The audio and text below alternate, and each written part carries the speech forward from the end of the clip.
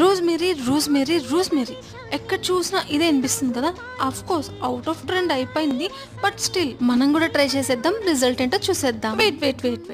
Result చూద్దాం గానీ first ఎవరైనా మన ఛానల్ కొత్తగా చూస్తున్నారనుకో అర్జెంట్‌గా సబ్స్క్రైబ్ చేసి పెట్టేసుకోండి. ఎందుకంటే మన సైడ్ నుంచి రోజుకొక షార్ట్ వస్తుంది. మీరైతే మిస్ అయిపోకూడదు. సో అందుకనే సబ్స్క్రైబ్ చేసి పెట్టేసుకోండి. ఇంకా రిజల్ట్స్ చూసి ప్రాసెస్‌లోకి వచ్చేస్తే ఫస్ట్ గిన్నెలో వాటర్ పోసుకోవాలి. ఆ తర్వాత ఇందులో ఒక స్పూన్ రోజ్‌మెరీ, హాఫ్ స్పూన్ మెంతులు, హాఫ్ స్పూన్ వరకు లవంగాలు వేసుకున్నాను. ఎక్కువ వేసుకోకండి. మళ్ళీ ఎక్కువ బాయిల్ కూడా చేసుకోకూడదు.